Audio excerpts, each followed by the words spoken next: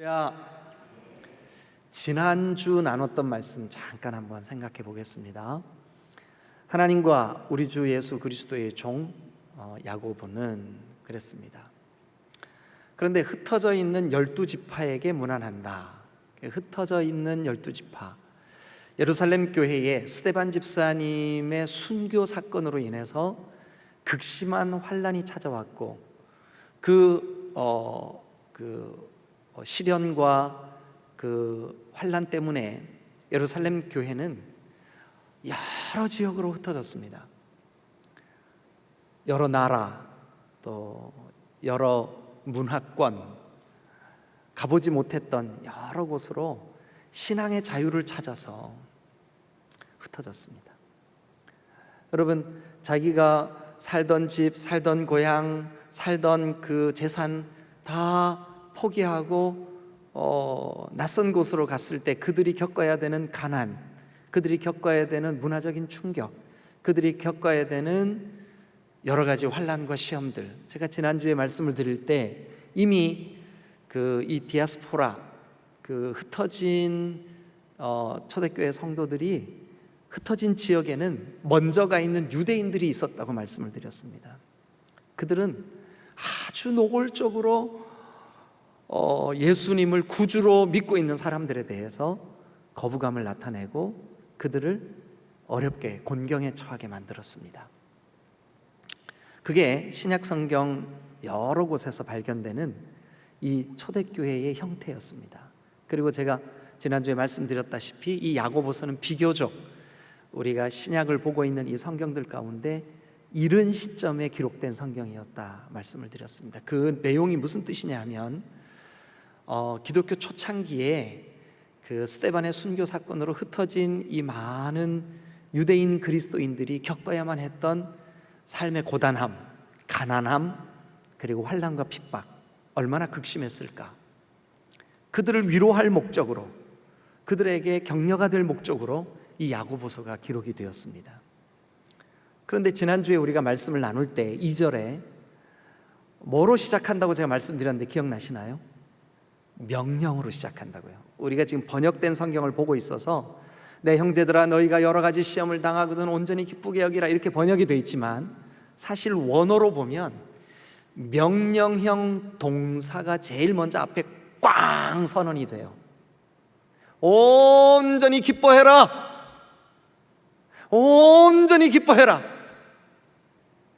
너희가 여러 가지 시험을 만날 수 있다. 근데 그것이 기억나시죠? 헬라어에는 가정법, 그러니까 예측 가능한, 그리고 그렇게 될 가능성이 없는 만일 가정법이 있고요, 기정사실이에요. 꼭 그렇게 되는 가정법이 있다고요. 근데 여기 지금 2절에 기록된 가정법은 너희가 여러 가지 시험을 당하거든, 만일 너희에게 여러 가지 시험이 있거든, 근데 이게 기정사실을 나타내는 가정법으로 쓰여져 있어요. 그러니까 여러 가지 시험이 너희에게 있다, 이건 기정사실이다. 그런데 이 초대교회 때만 그런 게 아니라 오늘 우리의 삶에도 그렇잖아요. 우리의 삶에도 여러 가지 시험이 있어요. 생각하지 못했던 사고가 일어날 수도 있고, 마음에 답답함이 생길 수도 있고, 또 인간관계 속에 고통스러운 일들이 생길 수 있고, 그럴 수 있잖아요, 그죠? 그런데 그 시험이 얼마나 다양한지 몰라. 여러 가지 시험을 당하거든. 근데 필연적으로 기정사실로 시험을 당해요. 근데 뭐 하래요? 명령으로 사도 야고보가 우리에게 온전히 기뻐해라, 적당히 기뻐하는 게 아니라, 그냥 조금만 기뻐하는 게 아니라 온전히 기뻐해라. 왜요? 왜라고 말씀드렸죠? 이는 이 시련 때문에, 이 믿음의 시련이 인내를 만들어낸다. 인내. 그 인내가 결과적으로 너의 신앙 인격을 온전하고 구비하여 조금도 부족함이 없는, 그러니까 인격적인 성숙, 신앙의 성숙, 아름다운 열매, 이걸 주기 때문에 너 온전히 기뻐해라. 여러분, 오늘 이 예배를 하나님께 올려드리기 위해서 여기 나오신 분들 가운데도 사실은 어떤 형태의 시련, 어떤 형태의 시험, 어떤 형태의 고난을 겪고 있다가 오늘 이 예배에 오신 분들도 있어요. 총체적으로 한국 교회는 이 코로나라고 하는 시련 속에 들어가 있어요. 그런데 우리가 이 말씀을 그대로 믿는다면 주님 틀림없이 이 시련을 통하여 우리에게 인내를 주시고 그 인내를 통하여 온전하고 구비하는 신앙 인격의 성숙을 주실 줄로 믿습니다. 그런데 만약 하나님이 우리에게 반드시 이 고난, 역경, 시련, 시험 이거를 바꿔서 복으로 바꿔주실 거야 라고 하는 믿음이 너희에게 부족하거든, 너희가 그걸 확신하지 못하겠거든, 그리고 어떻게 인내해야 되는지 잘 모르겠거든, 인내하는 게 너무 어렵거든, 하나님께 지혜를 구해라. 인내할 수 있는 지혜, 믿음으로 그것을 기다릴 수 있는 지혜, 온전하고 구비하여 부족함이 없는 인격이 될 때까지 주님이 우리에게 주실 그 은혜에 대한 기대, 그 믿음, 거기에 대한 지혜가 부족하냐? 그러면 구해라. 그래서 너희 중에 누구든지 지혜가 부족하거든 모든 사람에게 후히 주시고 꾸짖지 아니하시는 하나님께 구해라. 그리하면 주시리라. 이게 여기까지가 지난주 제가 여러분들과 함께 시험을 당하거든 이런 제목으로 함께 나누었던 말씀입니다. 자, 그럼 오늘은 그 다음에 이어지는 본문입니다.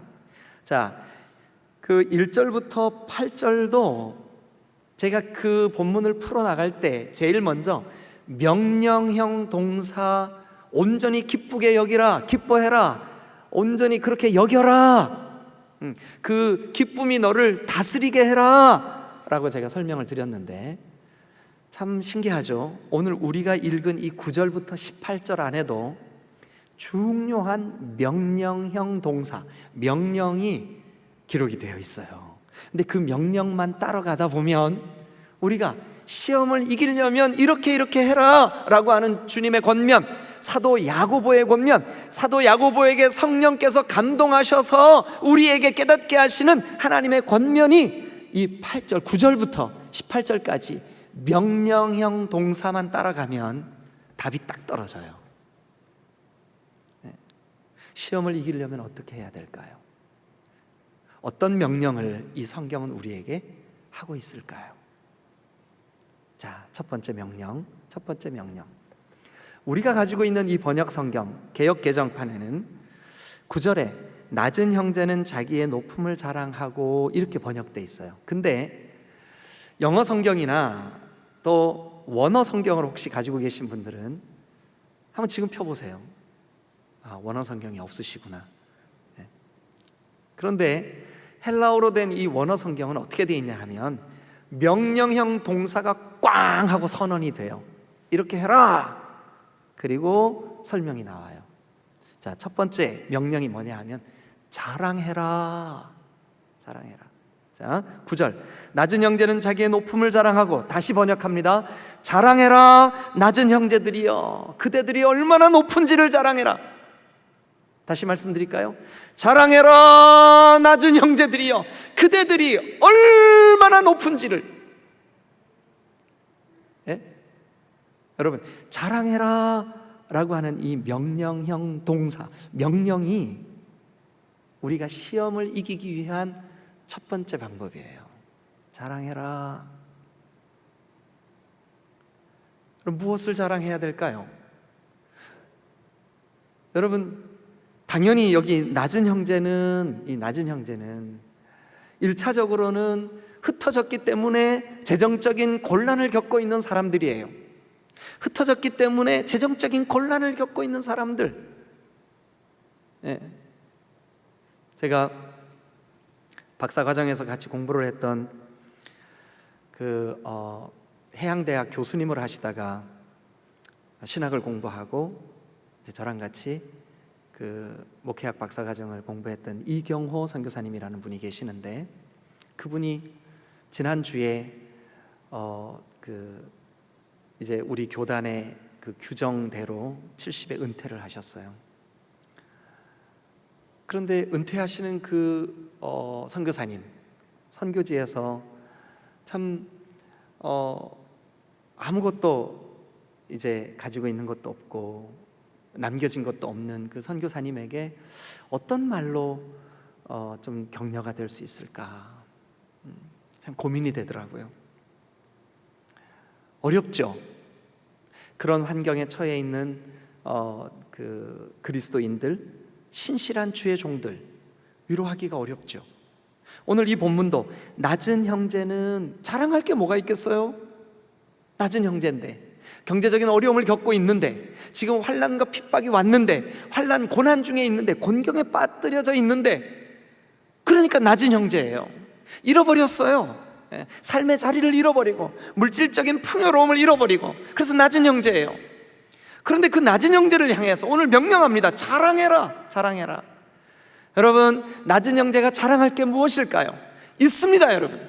전에는 우리가 어둠이었어요. 전에는 우리가 사탄의 권세 아래 있었어요. 전에는 우리가 지옥 형벌 받을 사람들이었어요. 그런데 이제는 예수 그리스도의 십자가의 은혜로, 예수 그리스도의 죽음을 이기신 부활의 공로로, 예수 그리스도의 영원하신 하나님 보좌 우편에 계시는 권세로, 이제 우리의 신분이 어둠에서 빛으로, 사탄의 권세에서 하나님 나라로, 저 사망의 엄청난 무적행 속에서, 저 지옥 형벌에서 영원한 영생이 있는 천국으로 신분이 바뀌었어요. 여러분, 세상 사람들은 아파트 값이 얼마 올랐네, 우리 아들이 시험에 이번에 어떻게 합격했네, 이게 자랑거리예요. 자랑하고 싶어서 입이 근질근질하죠. 여러분, 이 설교를 하고 있는 저도 그래요. 저도. 여러분, 제가 손자를 봤는데요, 얼마나 이쁜지 몰라요. 자랑하고 싶어요. 어떨 때는 10,000원을 내고라도 자랑하려고 해요. 그런데 한편으로 가만히 생각해 보니까 진짜 제가 자랑해야 될 게 자랑되어지고 있지 않아요. 그게 뭡니까, 여러분? 어둠 속에 있던 내가 빛 가운데로 나온 거, 얼마나 놀라운 일입니까? 이게 순간적인 나의 기쁨이 아니지 않습니까? 영원한 신분의 변화, 영원한 영생의 은혜를 제가 누리고 있는데, 이게 우리에게 자랑이 되고 있냐? 그래서 이 야고보 사도는 환난 중에 있냐? 곤경에 빠졌냐? 고난 가운데 있냐? 너 자랑해라. 뭐를요? 너의 새로워진 신분을, 너의 놀라운 하나님의 자녀됨을 자랑해라. 여러분, 여러분들에게 있는 진짜 자랑할 이 자랑을 여러분 꼭 좀 자랑하시기를 주님의 이름으로 축원합니다. 근데 놀라운 일이 있어요. 우리 마음에 세상 것의 결핍, 세상 것의 부족으로 인하여 우리가 낙심될 때, 이 하나님이 주신 은혜, 하나님이 주신 이 영원한 새 신분, 하나님이 주신 놀라운 하나님의 자녀됨, 이게 우리 가운데서 자랑이 되잖아요. 언제 물러났는지 모르게 이 세상 자랑거리들이 사라지는 줄로 믿습니다. 우리 세상에 나 자랑할 게 없어, 다른 사람과 비교하면서 자랑거리 없음 때문에 연약해 있는, 우리의 좌절돼 있는 우리의 마음이, 여러분, 강력하게 위로를 받는 방법이 뭐냐 하면, 한번 따라하세요. 자랑해라. 뭐를요? 새로워진 신분을. 자, 그 다음에 또 10절도 한번 보세요. 부한 자도 자랑해라. 근데 여기도, 이 본문도 10절이 어떻게 시작하냐 하면, 원어로는 자랑해라 부한 자들이여. 이 부한 자들은 흩어져 있지만 재정적으로, 경제적으로는 여유가 있는 사람들이에요. 이 부한 자들은 뭔가 자랑거리가, 세상적인 자랑거리가 뭔가 있는 사람들이에요. 뭔가 안정감이 있고 안정되어 있고 실제로. 그런데 이 부한 자들의 자랑, 자랑해라 부한 자들아. 그런데 이 가난한 자들에게 자랑하라는 말은 아주 짧아요. 구절이 아주 짧게 돼 있어요. 여러분 성경 한번 보세요. 그런데 10절과 11절은 길게 돼 있어요. 길게. 부한 자들. 왜 그러냐 하면, 부한 자들이, 돈이 좀 있는 자들이, 좀 여유가 있는 자들이, 사는데 그렇게 궁핍하지 않은 자들이 사실은 세상 것에 집착하는 게 훨씬 더 강해요. 그러니까 성경이 그렇게 말하고 있는 거예요. 뭐라 그러냐 하면, 부한 자는 자기의 낮아짐을 자랑해라. 네가 지금 얼마 전에 그 사놓은 아파트가 2배, 3배 오른 거, 그것 때문에 자랑하지 말고, 네 자녀가 지금 시험에 합격을 해가지고 엄청난 지금 자랑거리가 된 거, 그거 자랑하지 말고, 진짜 네가 자랑해야 될 게 있는데, 내가 전에는 가진 것이 있고, 내가 전에는 부유함이 있고, 내가 전에는 많은 공부를 해서 학문이 있고, 다른 사람보다 뭔가 탁월함이 있었는데, 예수 믿고 구원받고 보니까 그게 진짜 아무것도 아님이 깨달아졌어. 그게 아무것도 아님이 자랑이 아님이 깨달아졌어요. 그게 너무 허무함이 금방 사라져버리고 없어져버리고 금방 내 손에서 놓쳐버릴 것임을 깨달았어요. 주님의 은혜 말고는 영원한 게 없구나. 그래서 여러분 10절, 자랑해라 부한 자들이여, 자랑해라 부한 자들이여. 뭐를요? 너희가 낮아질 수 있음을, 낮아짐을 자랑해라. 그 낮아짐이 뭔데요? 전에는 세상에 있는 부귀영화, 물질, 권세, 지혜, 이런 것들로 내 마음이 이만큼 높아져 있었는데, 예수 그리스도의 생명의 복음을 깨닫고 보니까, 십자가에서 이 영원히 지옥 형벌 받을 나를 위하여 죽으신 그리스도 예수의 은혜를 깨닫고 나니까, 그게 그 움켜잡았던 그 돈 몇 푼이 내 자녀들에게 자랑거리가 될 만한 그 몇 가지가 아무 쓸데없는 거라는 것을 깨달은 거예요. 영생에 비했을 때. 그래가지고 여러분 10절 보세요. 이는 그가 풀의 꽃과 같이 지나감이라. 풀의 꽃과 같이 지나감이라. 지난 봄에서 여름으로 막 접어들 때 예배당 1층 주차장 옆에 잔디꽃이 얼마나 화사롭고 이뻤는지 몰라요. 점심시간에 목회 사역자들하고 밥 먹으러 나갈 때 한 번, 들어올 때 한 번 그 꽃을 칭찬했어요. 아이고, 저렇게 이쁠까? 어떻게 저렇게 아름다울까? 세상에 한 달도 안 지났는데 그 꽃이 다 떨어지고 없어요. 여러분, 우리 대청부 여러분들의 꽃과 같은 아름다움이 100년, 1000년 갈 것 같죠? 오늘 성진 형제하고 소진 자매 결혼한다고 인사하는데요, 문득 제 마음에 이런 생각이 들더라고요. 나도 얼마 전에 결혼했는데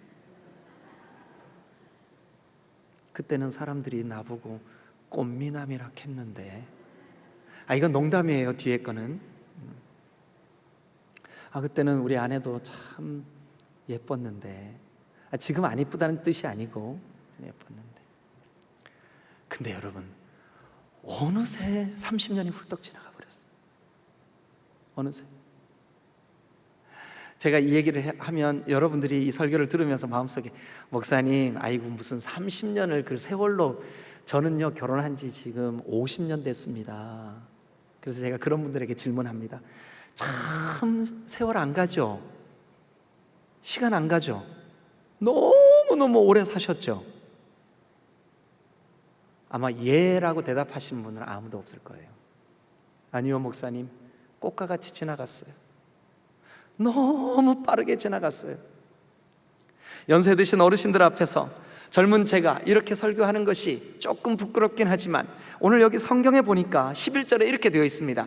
해가 돋고 뜨거운 바람이 불어 풀을 말리면 꽃이 떨어져 그 모양의 아름다움이 없어지나니, 부한 자도 그렇게 움켜잡으려고 했던, 그래서 그 조금 움켜잡았던 그것도 금방 떨어져 그 모양의 아름다움이 없어져 버릴 거다.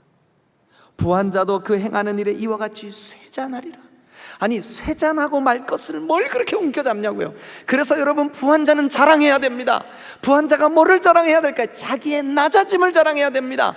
세상 것이 아무것도 쓸데없음을 고백하고, 주 예수 그리스도가 나를 위하여 주신 이 은혜 앞에 내가 세상 것 추구했던 것이 아무것도 아니라는 사실, 그 낮아짐을 여러분 자랑해야 될 줄로 믿습니다.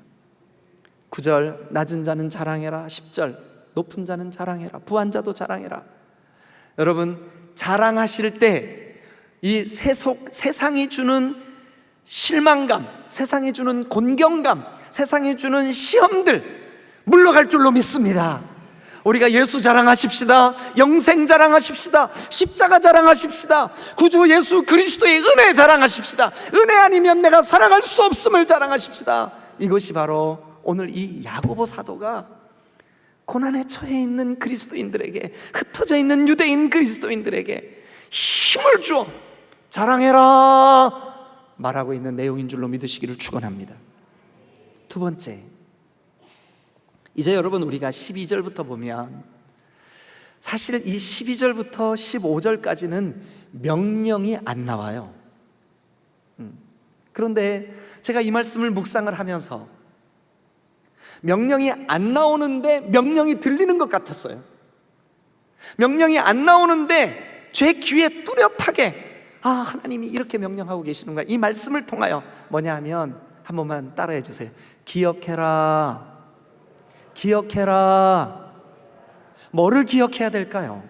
자, 12절 다 같이 한번 읽겠습니다. 시작. 시험은 참는 자는 뭐가 있다고요? 복이 있다. 왜요? 이는 시련을 견디어낸 자가 주께서 자기를 사랑하는 자들에게 약속하신 뭐 때문에? 생명의 면류관. 그러니까 시험을 참는 자에게 복이 있다는 것을 기억해라. 그 복이 뭐냐면 생명의 면류관을 얻게 될 것을 기억해라. 기억해라. 사랑하는 여러분, 오늘 나에게 닥친 이 시련, 나에게 닥친 이 시험, 나에게 닥친 이 고난, 예수 믿는 것 때문에 사람들로부터 받는 핀잔, 코로나 때문에 겪는 여러 가지 곤경, 여러분 잘 견디면, 믿음으로 견디면, 믿음으로 하나님 앞에서 하나님 나에게 주신 은혜를 자랑할 수 있는 믿음의 사람이 되면 기억하십시오. 생명의 면류관이 그 사람에게 주어질 줄로 믿습니다.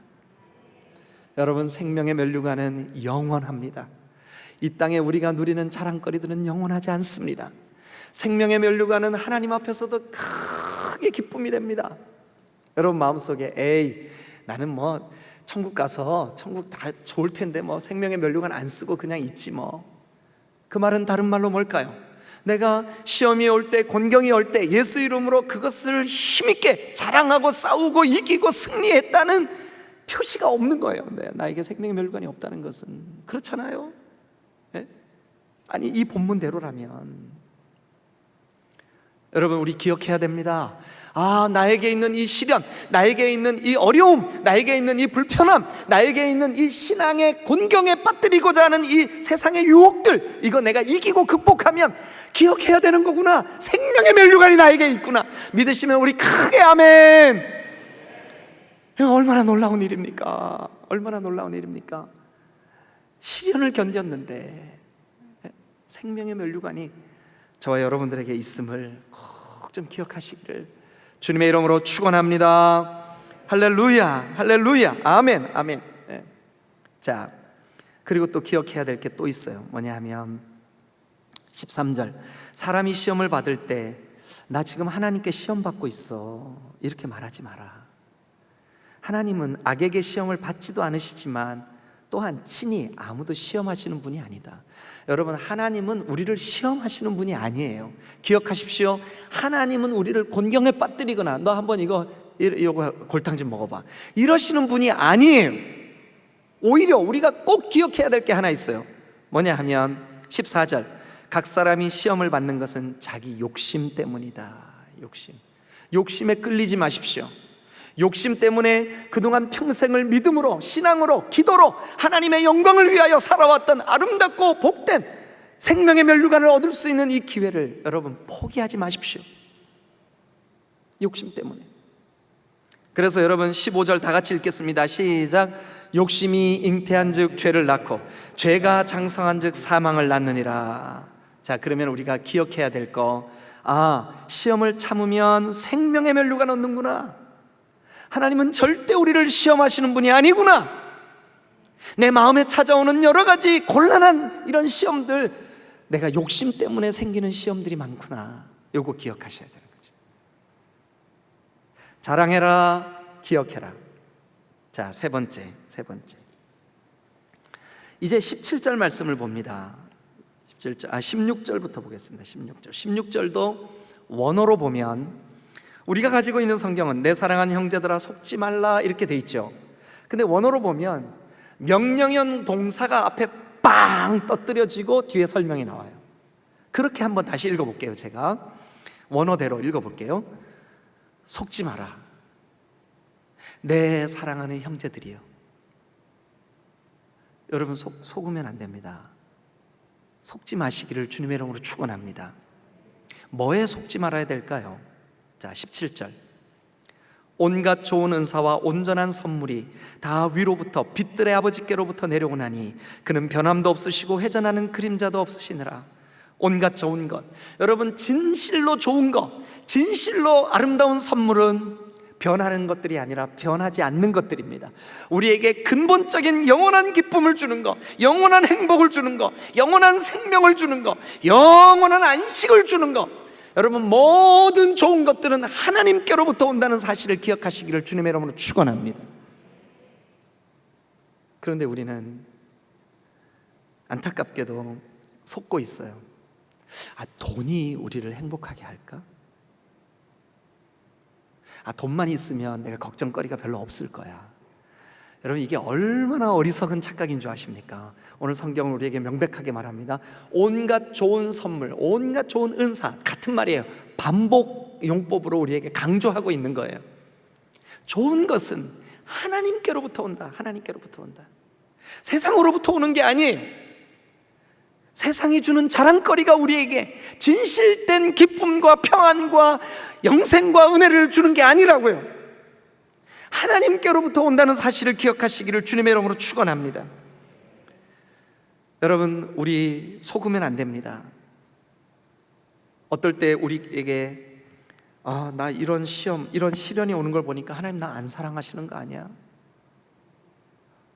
내가 막 은혜 받고 구원의 확신이 있고 할 때는 나 정말 주님이 나 사랑하는 것 같았는데 지금 안 사랑하는 것 같아. 자, 여러분 속지 마십시오. 여기 보십시오. 17절. 그는 변함도 없으시고 회전하는 그림자도 없으시니라. 변함도 없으시고 회전하는 그림자도 없으시니라. 우리를 위하여 하나밖에 없는 독생자 아들을 십자가에 내어주실 만큼 사랑하셨으면, 여러분 우리에게 시련이 있고 없고와 상관없이 주님은 변함없이 우리에게 저 위로부터 좋은 것으로 주시는 하나님께서 우리를 지금도 변함없이 사랑하시는 줄로 믿으시길 축원합니다. 한번 그 성경을 계속 보세요. 18절. 그가 그 피조물 중에 우리로 한 천 열매가 되게 하시려고 자기의 뜻을 따라 진리의 말씀, 여러분 말씀이 육신이 되어, 진리이신 말씀이 육신이 되어 우리 가운데 오신 예수 그리스도, 그를 통하여 우리를 낳으신 줄로 믿습니다. 그래서 우리가 주의 자녀가 된 거예요. 아들이 되고 딸이 된 거예요. 아니 그만큼 우리를 사랑하시는데 이런 몇 가지 시련 때문에 하나님이 획가닥 변하셔서 우리를 사랑 안 하실까요? 아니라고요. 우리에게 시련이 와도, 우리에게 시험이 와도, 우리에게 여러 가지 고난이 와도 변치 않고 우리를 사랑하시는데 얼만큼 사랑하시느냐? 여러분 우리 속으면 안 돼요. 사탄 마귀는 우리에게 너 시험 들고 하는 거 보니까 너 구원 못 받은 게 분명해. 네가 하나님 자녀인데 왜 그렇게 자꾸 어려운 일이 생겨? 요거 사탄의 말입니다. 속지 마세요. 속으면 안 됩니다. 속지 마라. 그래서 여러분 우리가 가지고 있는 이 성경의 16절은 속지 마라 라고 하는 명령형 동사로 하나님께서 일방적으로 야고보를 통하여 감동을 주시고 우리에게 딱 선포하시고 난 다음에 설명을 쭉 하시는데, 하나님이 너 사랑하시는 거 포기한 적 없어. 너에게 몇 가지 시험이 있고 시련이 있다고 하나님이 너 십자가에 네 죄를 다 못 받고 희생 제물로 독생자 아들을 내어줄 만큼 사랑했는데 그 사랑 변하지 않아. 여러분 사탄은 우리에게 속게 하려고 거짓말합니다. 세상에 있는 게 우리를 만족시킨다고 우리에게 거짓말합니다. 속지 마십시오. 세상에 있는 것들은, 물질적인 것들은, 세속적인 것들은 우리를 기쁘게 하거나 행복하게 하지 못합니다. 분명히 그렇습니다. 그러나 온갖 좋은 것들을 우리에게 선물로 주시는 하나님, 변함도 없으시고 회전하는 그림자도 없으실 뿐만 아니라 여러분 진리의 말씀으로 우리를 낳으신 이 사실에 대하여 변치 않는 믿음 가지시기를 주님의 이름으로 축원합니다. 시험을 이기려면 세 가지 명령형 동사. 첫 번째 뭘까요? 자랑해라. 뭐를요? 그 다음에 두 번째 뭐라고요? 기억해라. 뭐를요? 그 다음에 세 번째 뭘까요? 속지 마라. 세 가지. 우리 시간 한번 같이 기도하겠습니다.